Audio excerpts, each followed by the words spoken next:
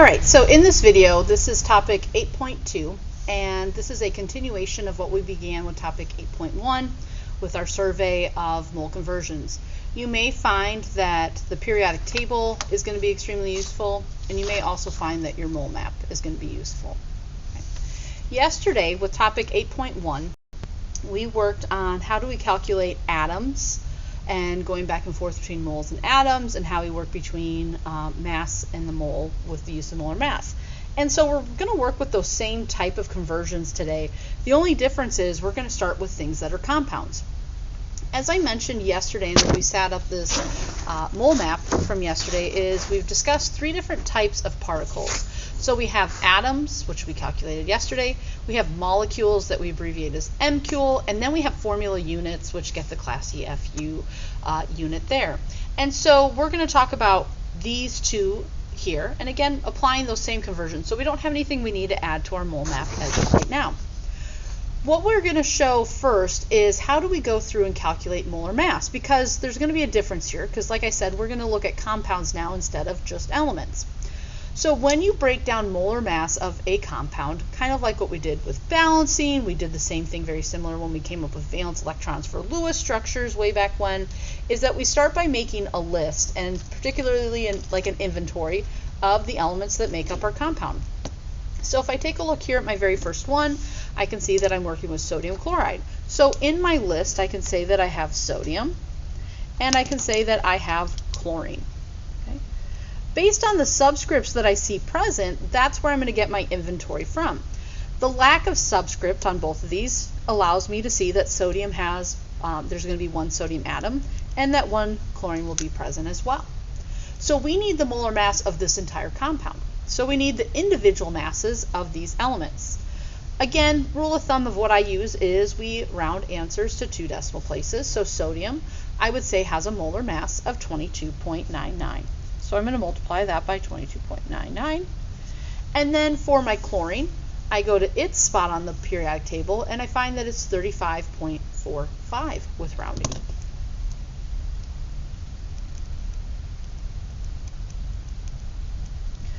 What you do there to get your total is you multiply and add this all up. The times 1 is not going to do anything in terms of influencing my molar mass. So I'm going to take 22.99, I'm going to go ahead and add 35.45, and so the molar mass of my compound here is going to be 58.44. Like yesterday, the one thing that's going to stay in common here is that our unit is grams per mole, grams/mol. Okay.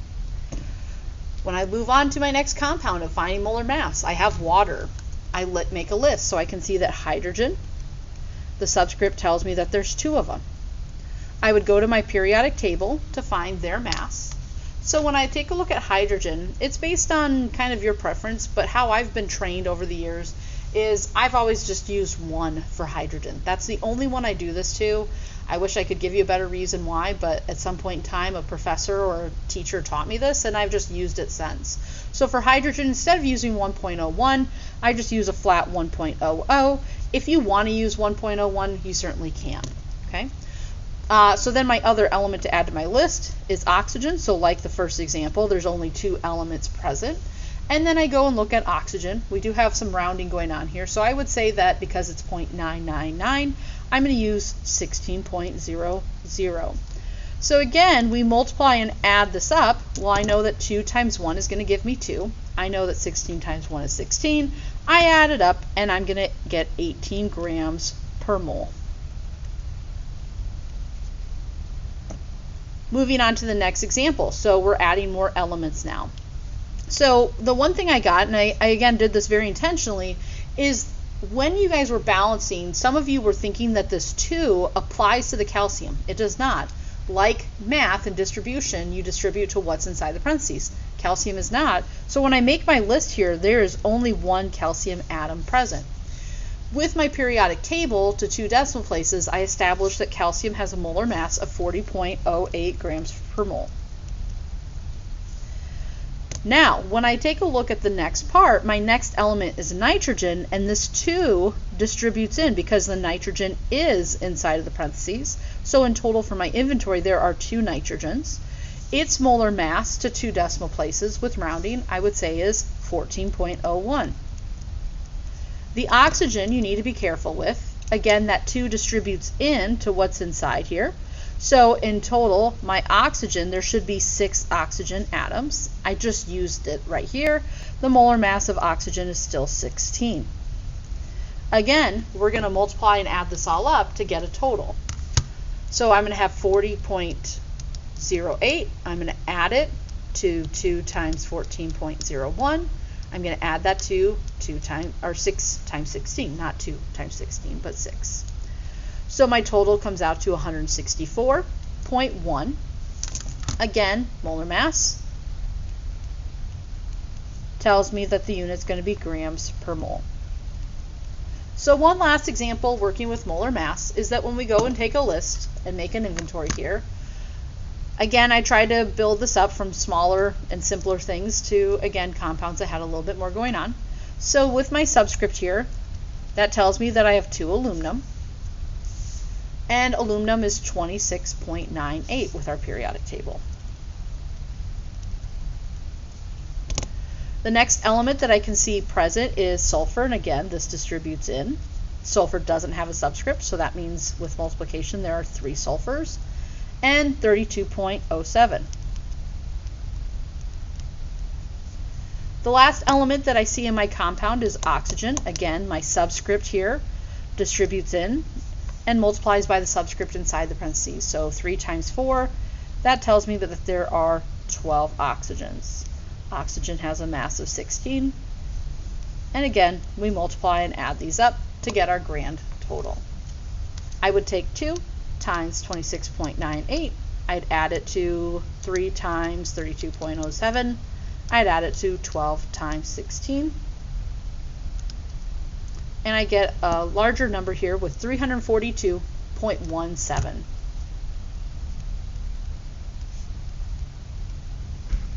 So much of this, again, in terms of the 4 problems we're going to work out, is going to work very, very similar to what we did yesterday. We're just now using compounds. So that really isn't going to change a whole lot. So when I look at example 1, like what I tried to emphasize with the first set of examples we worked yesterday, is that we have a given. And we have what we're solving for. So in this problem, I'm starting out with 1.5 moles of water. The problem is asking me to change it to grams. So you can use your map as your guide. We're starting here at moles and we're trying to get to grams, which is a unit for mass. So to do that, it tells me here that in order to make that achievable, I need molar mass. Well, we've already did that work. We found the molar mass up here. So I'm just going to show you of how we set this up into our problem now. You could work out molar mass yet again. Excuse me. But we would find that the molar mass would be the exact same.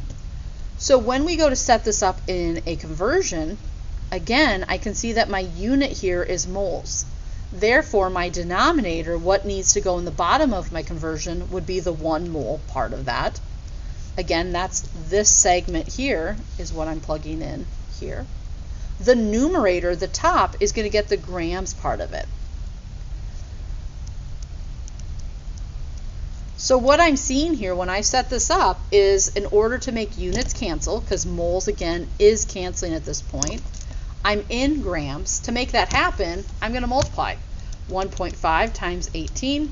Like I said, we're not going to worry about significant figures. 2 decimal places is good. This comes out to a solid number of 27. Okay.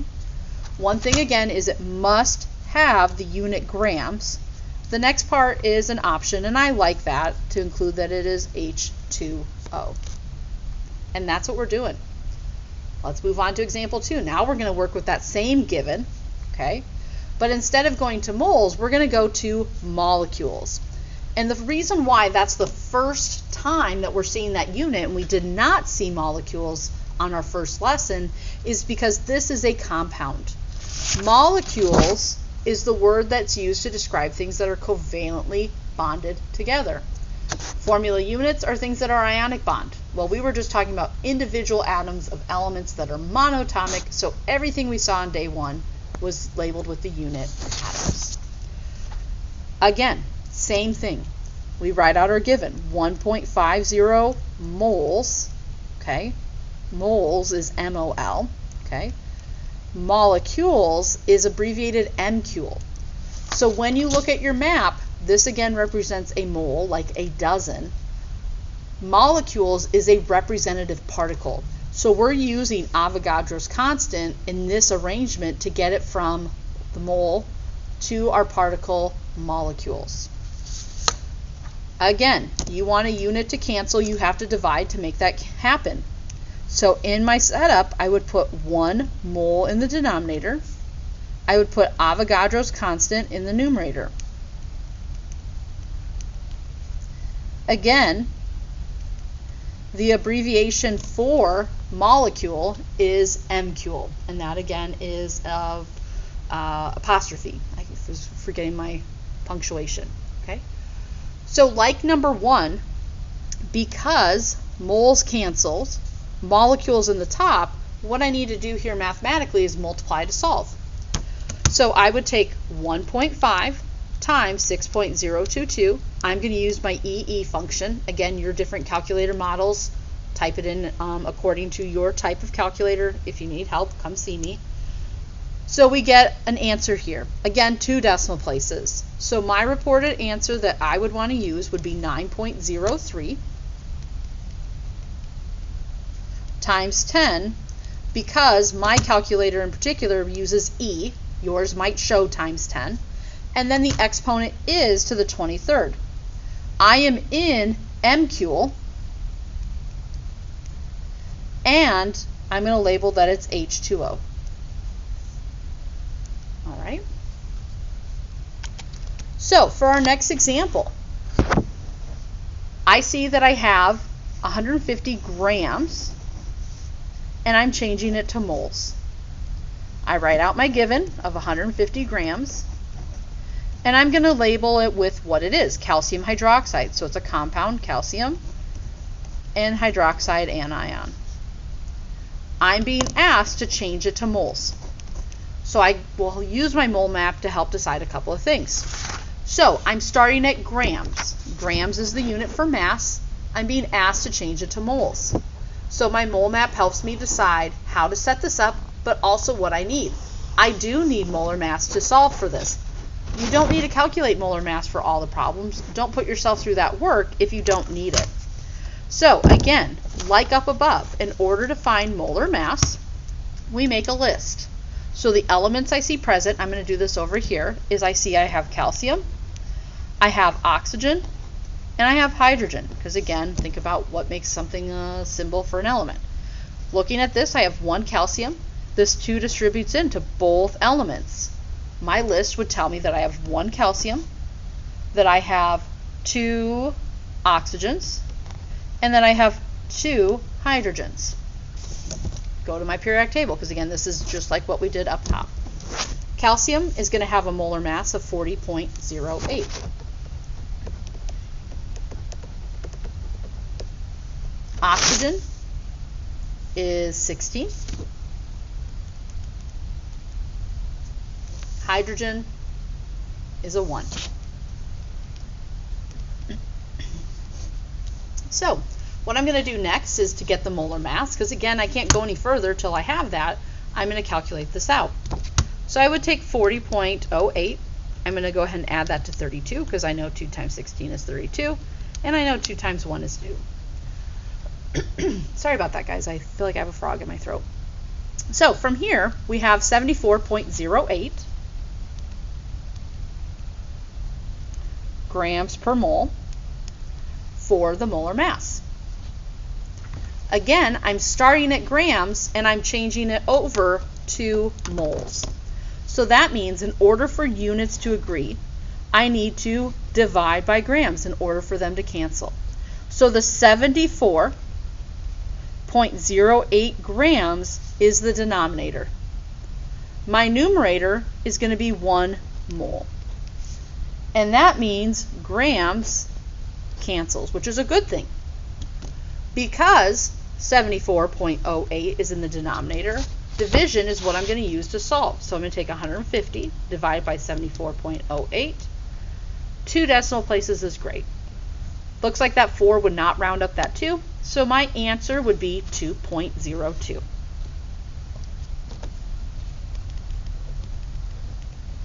Looking at where I'm at, I'm in the unit mole, and I'm going to label that it's CaOH with a 2. I'm going to just draw a little line here to keep that separated.